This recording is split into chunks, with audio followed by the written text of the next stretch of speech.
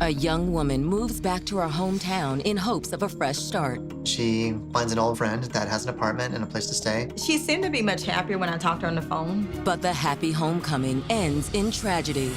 The body in the apartment was charred to the point where they really couldn't see a face. You don't think anything's bad gonna happen, especially to a quiet person that, everybody likes. And when the search for answers opens a Pandora's box of secrets, the police are left with no shortage of suspects. She was responding to an ad she'd placed on Craigslist. There could have been multiple men in there that evening. And any one of them could be her killer. Just when detectives think they have this case figured out, it takes a turn that no one saw coming.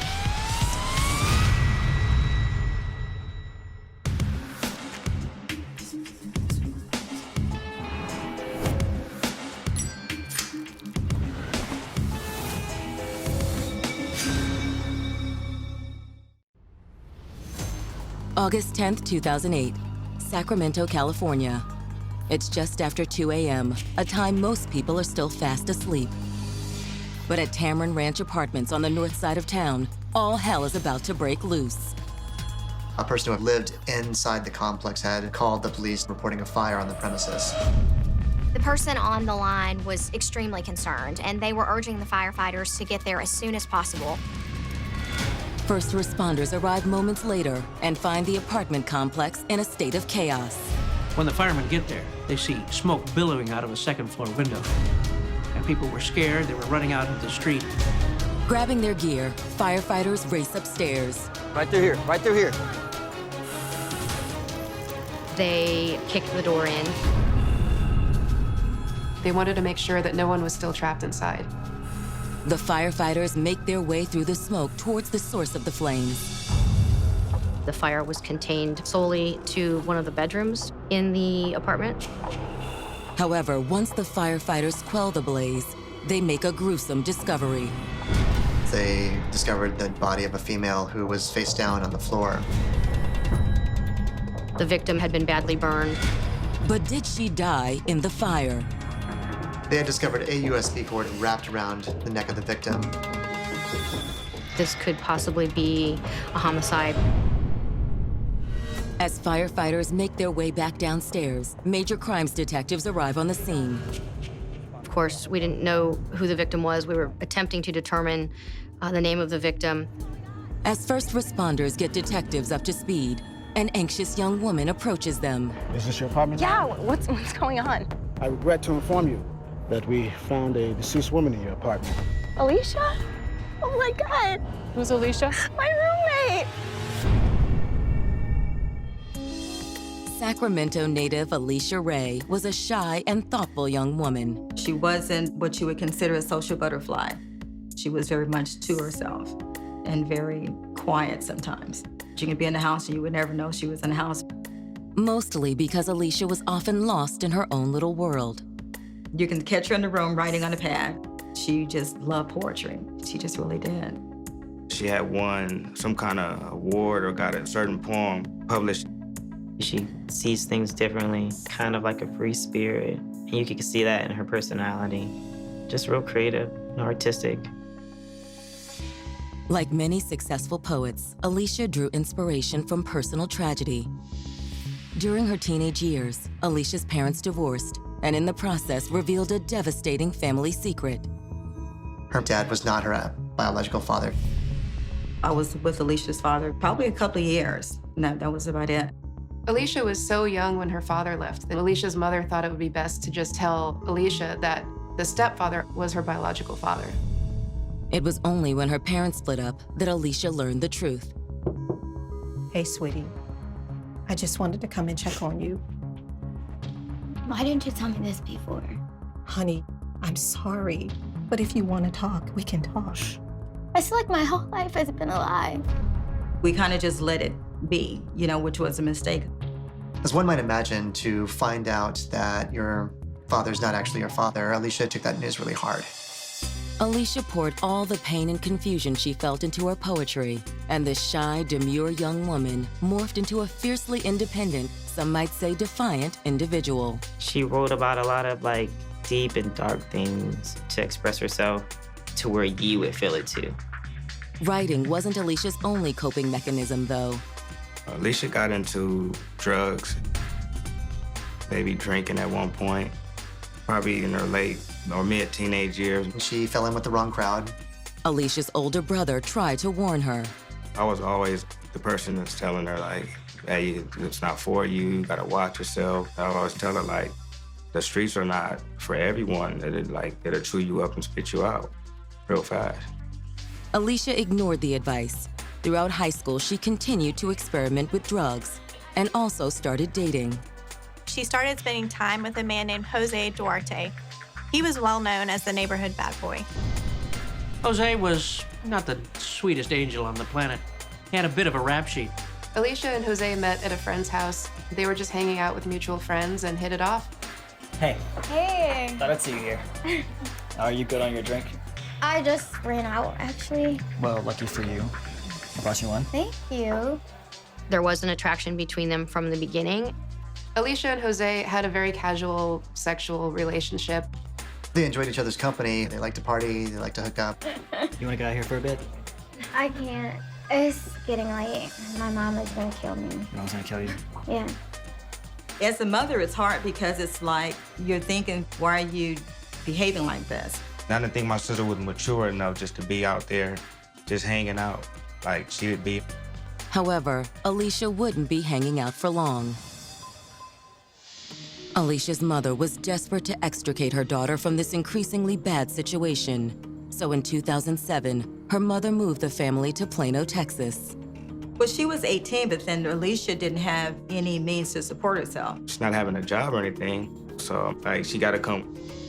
While in Texas, Alicia made it clear that she wasn't happy about leaving her old life behind. Hey guys, what do we want for dinner? Nothing. I'm not hungry. Just leave me alone. She was more moodier. She would spend more time locked in her room. She would give my mother a hard time because she's not around her friends. There was a lot of tension that was going on in the house. In the summer of 2008, Alicia, now 20, decided she was going to move back to Sacramento. She wanted to pursue her art and wanted to do greater things because she knew she was talented. Her friends were in Sacramento, and the art and poetry scene was just thriving more. She wanted to go back and be with her friends. She did have a plan. She had a friend that she was going to stay with. Alicia's mom was so afraid she'd get involved with the wrong crowd again, so she went to go talk with the church pastor about it. The pastor was saying, maybe it's time, it's time for you just to, you need to let her go and let God deal with it. Though hesitant, Alicia's mother gave her daughter her blessing to leave. But Alicia and her mother would never see each other again. Barely a month after moving back to Sacramento, firefighters find her body inside the flame-gutted apartment she shared with Stacy. When you hear something like that, it makes you think like tragedies are real. But as they sift through the ashes, fire marshals make a startling discovery. She was in a very unnatural position. It was a serious indication that there was foul play. This was the work of a sexual predator.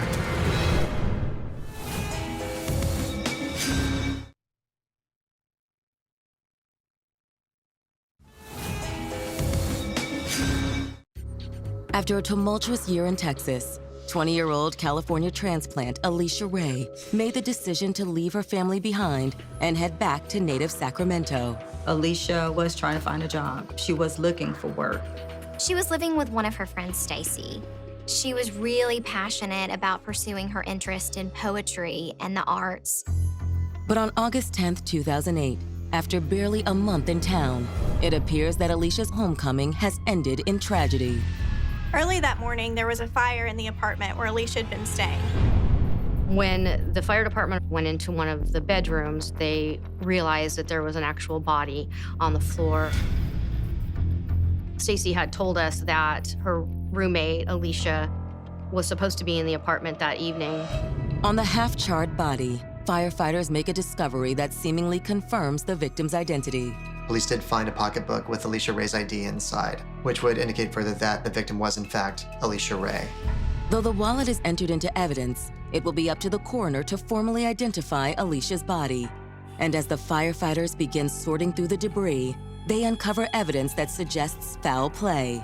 They could see that this victim had what appeared to be some type of ligature around their neck. this was most likely a homicide. But who would want to kill Alicia and why? To help answer that question, investigators turned to her roommate, Stacy. Stacy actually showed up at the scene. Do you know of anyone that would want to harm Alicia? No, why are you asking me that? We have reason to believe that she was murdered. Oh my God. We'd like for you to come with us, ma'am. While a patrol officer takes down Alicia's roommate's initial statement, detectives ask fire marshals to pace them through the evidence. The bed was set on fire, and that's what started the fire burning. And then as the fire increased, more and more items started to burn, including that of the victim's body. And when was it set? Well, the call came in at a little before 2 a.m., and it looks like about a 15-minute burn, so I'm guessing it started around 1:45. In addition to when the fire started, investigators offer up their theory on why it was set. It was definitely our opinion that the fire was set as a means of covering up the crime. But is homicide the only crime the arsonist was trying to cover up? The body was found in a very unnatural position. Her face was down on the floor, her hips were up in the air. I have to say that my first thought was she was in a sexual position. Could this have been a random stranger attack who came in, either raped or somehow other sexually assaulted this individual and then killed them and then tried to cover up his tracks by setting the place on fire? Investigators ruled out robbery as a motive because many items of value were left in the apartment, including a laptop computer. At that point, we didn't know if she died because of smoke inhalation or if it was strangulation, or if even there were other injuries that we weren't aware of. As the medical examiner prepares to transport the body to the morgue, he makes another equally surprising discovery. When they had examined the crime scene, they had found a used condom in the ashes near the body. A second condom was found in the kitchen wrapped in a paper towel. Those were collected and booked as evidence because they were very important items of evidence. And the hope was that we would be able to obtain DNA from either of those condoms. However, the DNA analysis will take time. In the interim, investigators turn back to Alicia's roommate, Stacy. We really had no idea who the suspect could have been. We didn't know what transpired. We didn't know anything about Alicia Ray. And our investigation was really just a fact-finding mission at that point. How long has Alicia been living with you? About 3 weeks. She just moved back from Texas. Alicia was having a hard time finding a job and finding someone to live with and kind of settling in. And it seemed to me that Stacy was a very caring type of person. And so she had suggested that Alicia could move in with her. And when is the last time that you saw her? Around 9 when I was leaving the apartment. Is that the last time you spoke with her? No. Around 10:30, she sent me a message asking if she could have a guy over. Do you know who this guy may have been? Could have been Jose. She told us that Alicia was dating a guy by the name of Jose Duarte.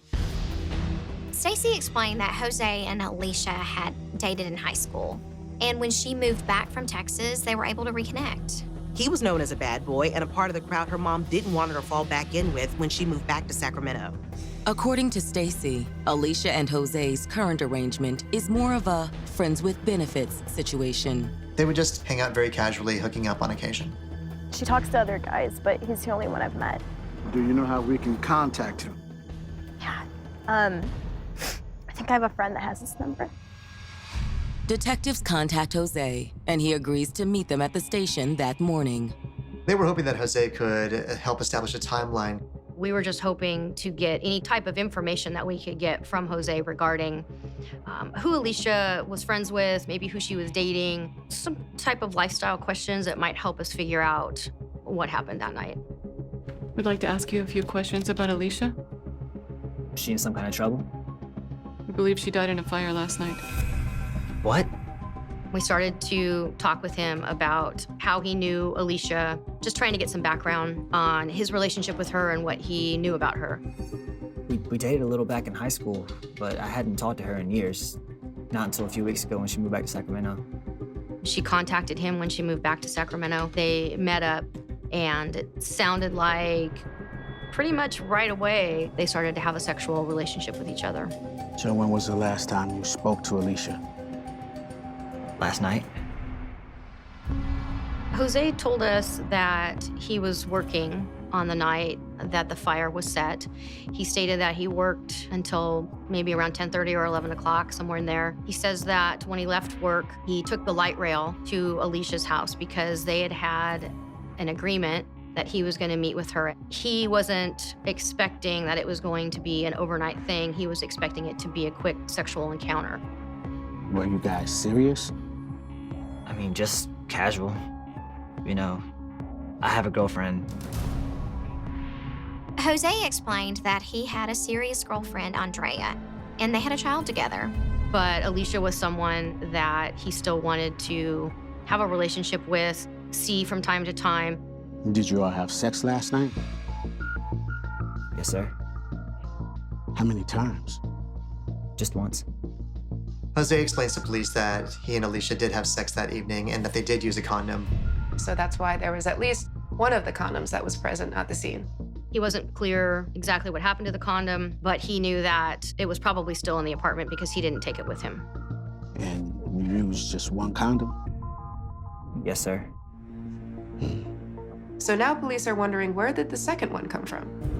What time did you leave? A little before midnight.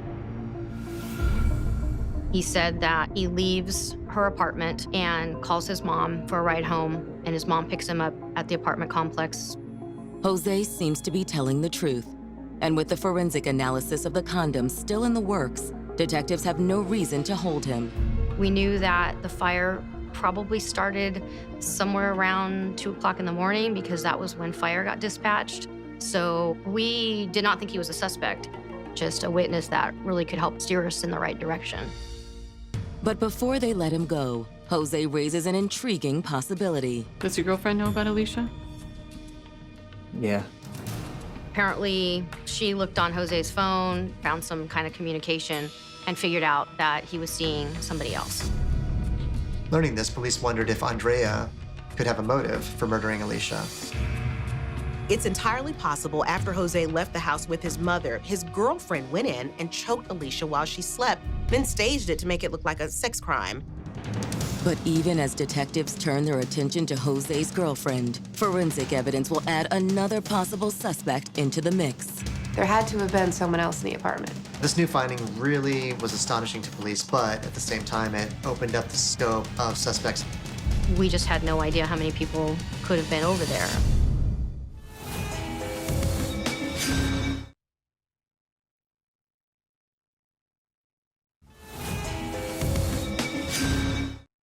It's been mere hours since Sacramento firefighters discovered the badly burned remains of a 20-year-old African-American female. Her hips were sort of up in the air, and it was just a very unnatural position.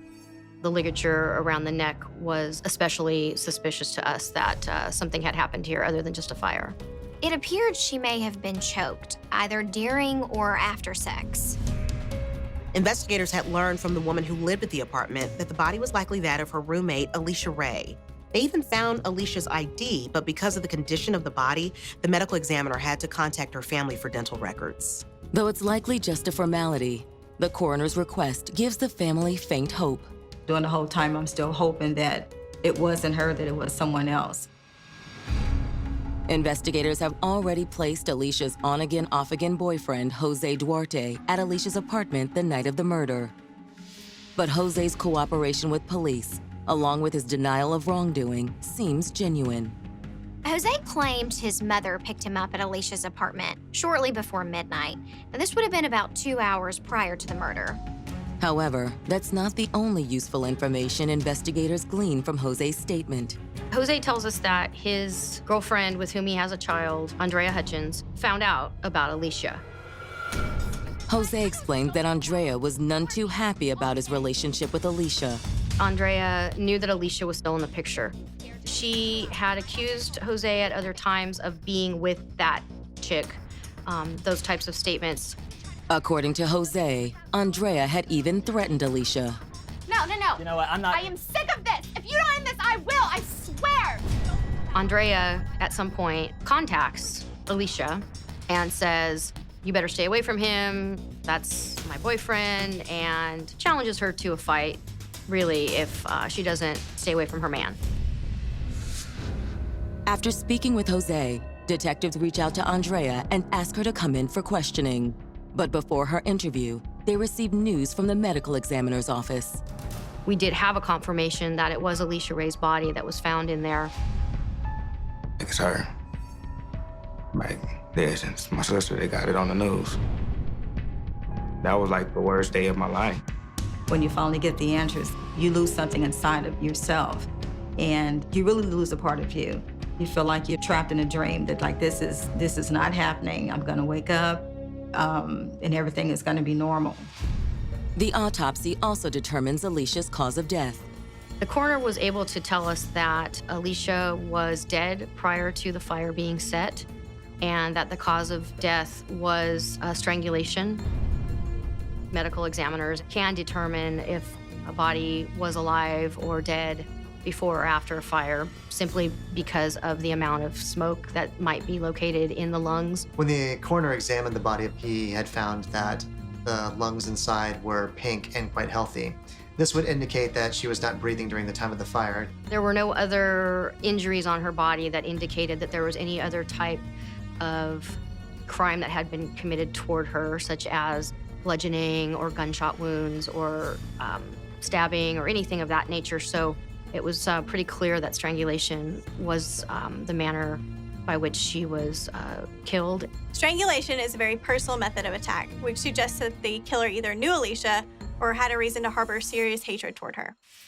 Which brings detectives back to Jose Duarte's girlfriend and baby mama, Andrea Hutchins. That afternoon, they begin their interview with her. To detectives' surprise, Andrea doesn't hold back about her feelings toward Alicia. Andrea was shocked and hurt to learn that Jose was cheating on her with Alicia. I told her to stay away from him or else.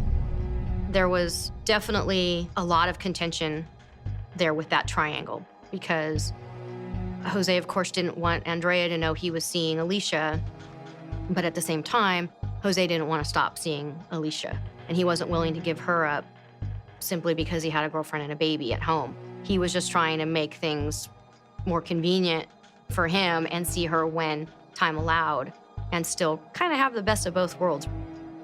And did you know that he was at her apartment last night? He was. Andrea was very shocked to learn that Jose was still cheating on her with Alicia. It's awkward, of course. Where were you last night? I took my baby to my aunt's house. We stayed the night there. When detectives followed up with Andrea's family, they confirmed her alibi. Andrea Hutchins had the motive to murder Alicia, but she didn't have the opportunity. Investigators also looked into Andrea's background, but they couldn't really find anyone who might have committed this crime on her behalf. But if Andrea Hutchins didn't kill Alicia, who did? The strangulation suggested this was a crime of passion, and even though Jose said he was at his mom's house, there was nobody that was more passionate about Alicia than Jose Duarte. After speaking with Andrea, detectives reach out to Jose's mother in order to verify his alibi. While waiting to hear back from her, they receive the forensics report from the lab on the condoms collected at the scene. Typically, you're going to get some type of DNA from condoms. And knowing that there was potential for DNA evidence was huge. Unfortunately, the test results on the first condom are disappointing. We were not able to get any DNA evidence from the condom underneath the victim's body. It had been destroyed because of the heat. There was a second condom retrieved from the kitchen wrapped in a paper towel. But the results for the second condom only lead to more questions. We got some type of fluid from that condom. However, no sperm was present, so we weren't able to get a DNA match and be able to say definitively who that condom belonged to. Though it contained no useful DNA evidence, the bodily fluid found in the second condom did say something really important about the person who used it. The person who had used that condom was infertile.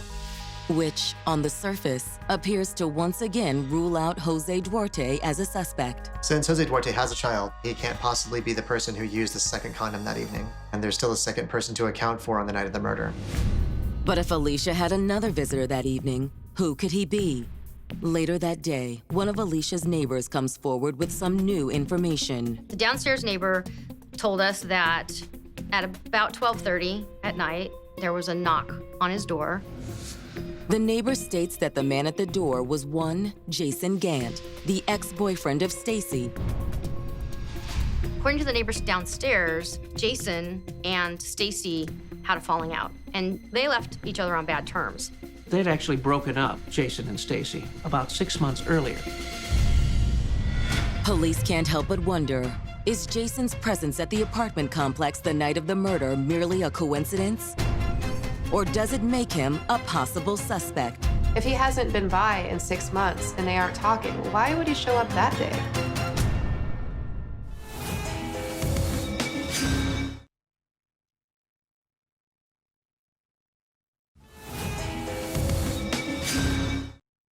Less than 24 hours after Alicia Ray was murdered in her Sacramento apartment, police have a new lead on a possible suspect, her roommate's ex-boyfriend, Jason Gant.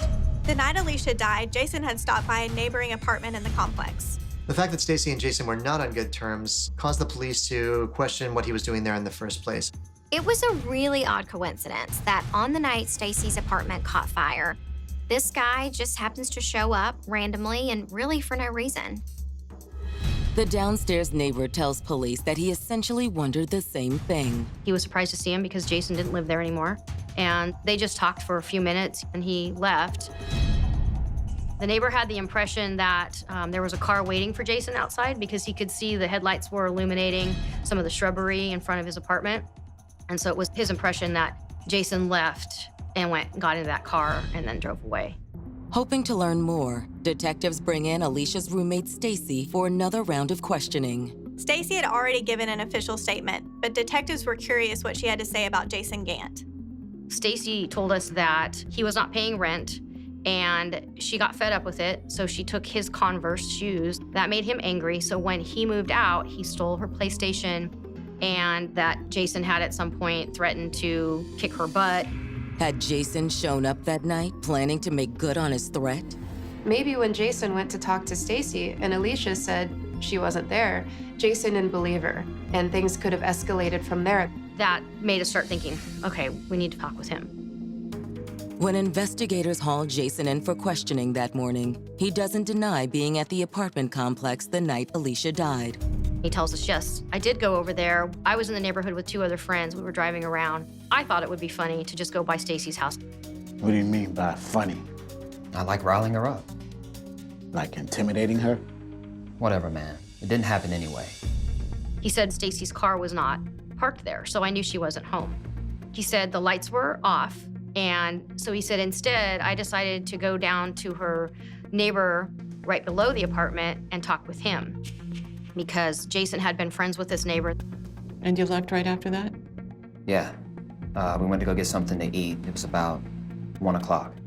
According to Jason, he and his friends hit the drive-thru at a fast food restaurant on their way home. To verify Jason's alibi, detectives pulled the surveillance footage from the restaurant in question. Surveillance footage confirmed his whereabouts as not being on site at the time of the murder. We were able to rule him out as a potential suspect based on the videotape.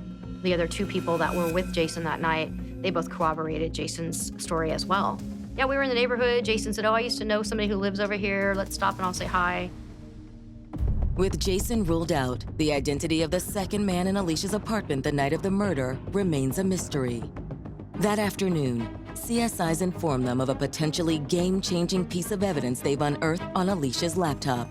At the scene, whatever types of electronic devices were located and collected by CSI, those items, the electronic items, would have been processed. You're gonna wanna see this. What is it? Forensics from the victim's laptop. What the computer techs uncover takes investigators completely by surprise. That Alicia was working as an escort. My first thought when we found that out, that she was having men over to the house and was making money in that way, was, oh my gosh, we could have a litany of potential suspects here.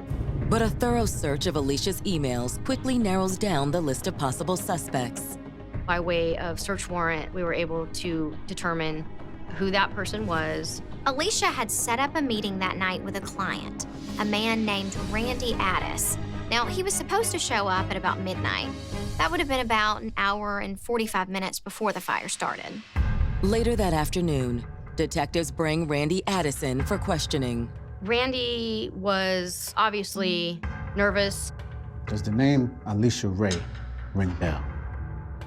Yeah. Randy Addis told us that he saw Alicia's ad on Craigslist and he responded.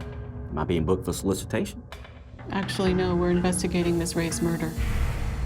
What?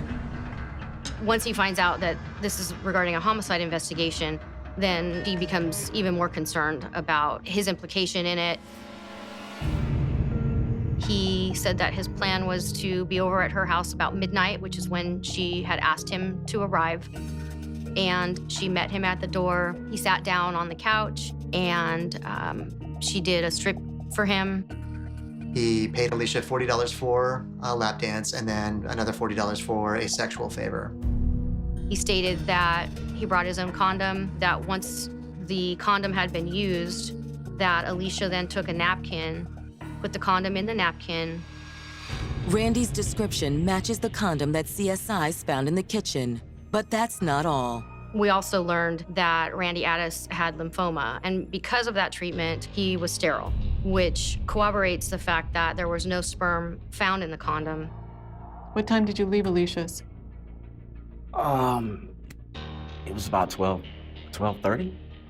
He told us that he had been finding girls to date online for about the last 6 or 8 months. He had been engaging in this type of activity in the past. It was just one of those very strange and unfortunate incidents that he happened to meet up with Alicia on the same night that she was killed. He comes across very honest, and he comes across very detailed about what happened. Still, Randy's statement suggests he was the last person to see Alicia alive, so police detain him until they can dig a little deeper into his past. And there was no indication that he had a criminal history at all. Since police didn't have enough evidence to connect Randy to the crime, they let him go for the moment, but he remained a suspect. In an effort to corroborate Randy's statement, detectives subpoena both his and Alicia's phone records. We wrote search warrants for Alicia's phone number, also for Randy Addis's phone, so that we could determine a timeline. In addition, detectives pull phone records for Alicia's lover, Jose Duarte. Detectives have been unable to verify Jose's alibi at that time, so he was still on their radar. And when these records come to light, they will expose an even darker side to this tragic case. The police were now curious if Jose Duarte knew that Alicia was working as a sex worker. Police wondered if Alicia becoming an escort had made Jose jealous or angry, even angry enough to kill.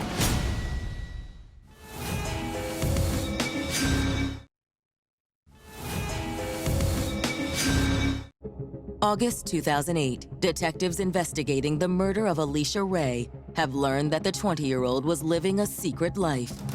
Once she had moved back to Sacramento on her own, Alicia had been supporting herself by working as an escort. Alicia's family knew she was struggling to get a steady job, but she had a roof over her head. She seemed happy. This whole escort thing came out of the blue to them. I didn't know until like later on down the line, and I don't think the person deserved to lose their life or something like that. But a little part of me was like a little disappointed too. The revelation that Alicia was working as an escort has led police to a new prime suspect, her last scheduled client, Randy Addis. But when detectives look into Randy's background, nothing jumps out. There was no indication that he had a criminal history. Nevertheless, investigators subpoena Randy and Alicia's phone records in order to verify his statement. Until that subpoena is granted, they focus their attention on the other man who'd been with Alicia that night, Jose Duarte. Jose admitted to having sex with Alicia the night of the murder, but described their relationship as a casual hookup. But now the police are wondering if he was actually a client or if he even knew she was an escort. On August 12th, detectives bring Jose in for a second round of questions. When police questioned Jose about it, he said that he knew that she was working as a prostitute. He tells us that she's looking for a sugar daddy and that she's pretty open with him about her business. And you were okay with that? People gotta do what they gotta do. He didn't seem to be that bothered by it. He was very open about the fact that he knew she had clients, and he kind of acted as if that was just part of their relationship, and he was okay with what she was doing in order to make ends meet. So you knew she had a client over to her apartment that night? Yeah, that's why I left. She had a window where Jose kind of could fit in. He could come over, they could spend time together, and he said that was okay with him. And what time did you leave again? Like I said before, it was a little before midnight. I called my mom and she gave me a lift. We're having a difficult time verifying your alibi. That's how it was. I swear I'm telling all the truth. But no sooner has Jose uttered those words than police receive word that their subpoena is approved, and the phone records for Jose, Alicia, and Randy Addis are now available for examination. Since Jose was there with him, they looked at his records first, which did not corroborate his alibi. In fact, they did quite the opposite. Between about 3 minutes after midnight, all the way up until about 3 minutes before 2 a.m. Jose Duarte's cell phone is pinging off of a cell tower that's only about a quarter mile away from Alicia Ray's apartment. He was at the apartment the entire night, right until the time of the fire.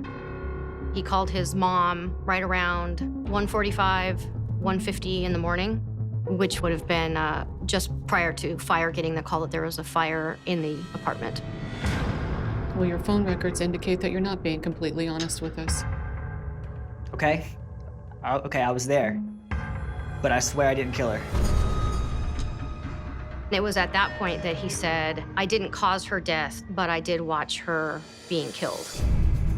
Jose admitted that after he left Alicia's apartment, he didn't actually leave the complex right away. He hung out for a while. In fact, he tells us that he actually saw her next client coming to her apartment.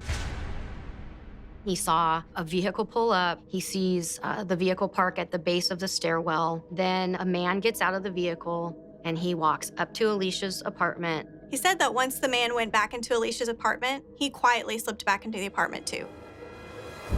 What did you go back for? I wanted to watch. But Jose tells police that he'd gotten more than he'd bargained for. He went into the hallway. He could look into the bedroom from where he was, and he could see that the client was strangling her. Dude was killing her. What did you do? I ran. He doesn't call 911. He doesn't check to see if she's alive. Instead, he leaves the apartment. He stated that, in his words, he was a coward. Knowing what they know about Alicia's sole client that evening, detectives aren't sure what to make of Jose's story. Randy Addis was the only person she was expecting over there. Randy had been known by other escorts, and he was known in those circles as a frequent client, but he had never been violent. Police ask Jose if he can describe the alleged attacker, but Jose draws a blank. Somehow, Jose isn't able to give a description of this client. He says that he didn't get a very clear view of him. With Jose's story in question, the fate of the case comes down to one thing and one thing only: Randy Addis's phone records. It was either Randy or Jose, and those phone records held the key to the case. Once Randy's phone records came in, police knew who the killer was.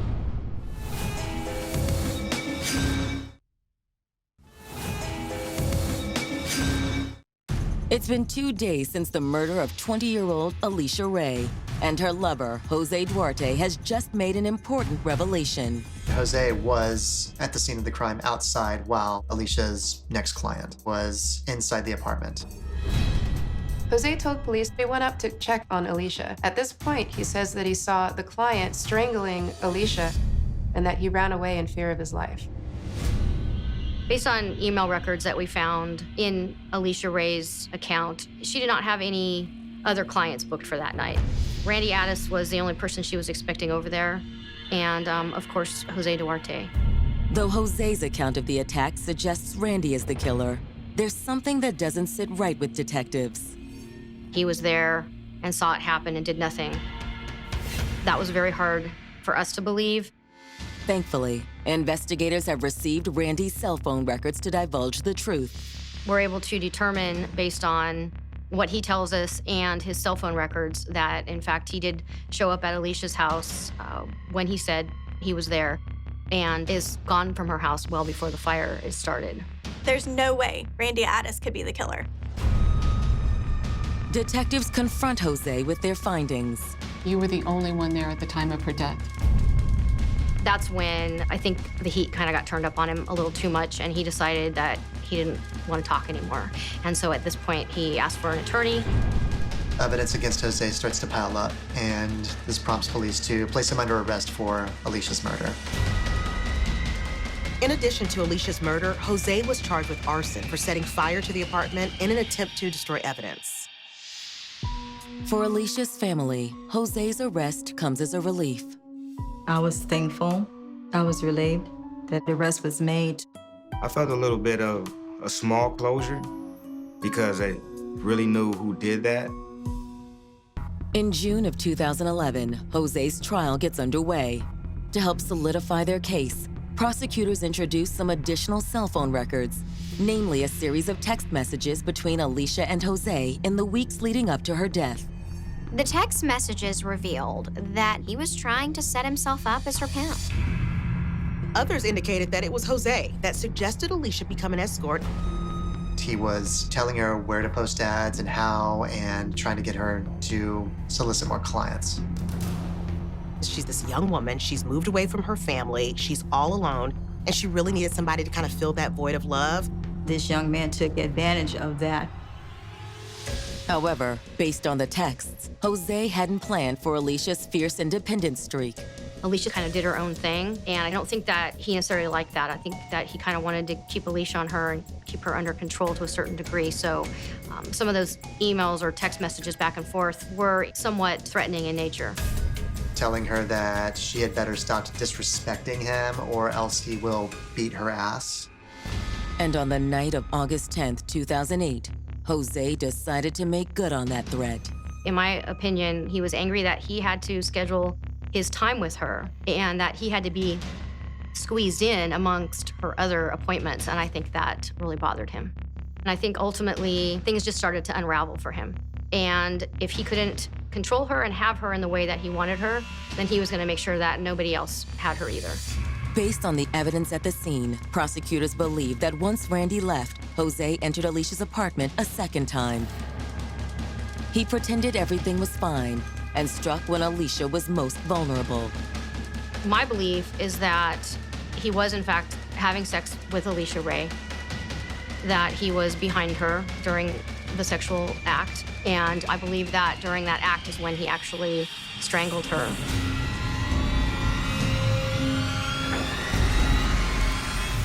Prosecutors assert that before he left, Jose set Alicia's bedroom on fire, destroying most of the evidence connecting him to the crime. However, prosecutors did have cell phone data that put him at the scene of the crime right up until the fire began. On June 3rd, 2011, the jury finds Jose Duarte guilty of first-degree murder and arson. He is sentenced to life in prison with the possibility of parole in 34 years. Getting a guilty verdict was extremely satisfying, that the right person was in jail where he needs to be so that this can never happen to someone else again.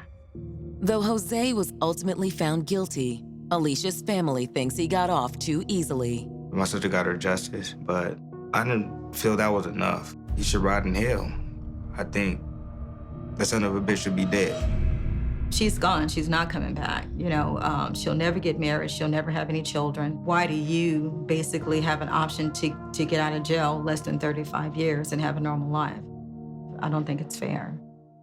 In the years since her death, Alicia's friends and family have tried to move on, while still cherishing her memory and the heartbreaking legacy this aspiring poet left behind. I knew that she was talented, but I'm just now discovering that my sister has a book that's almost thick as the Bible, and I have never saw any of these. Going over the writings. And the things that she wrote about, she spoke a lot about God, and she felt like that everything happens for a reason, or God gives you these struggles to make you stronger. Wish she would have shared that with me. I miss my child. I miss her so much. There's just certain things you Once someone leaves, there are just certain things that you just can't get back.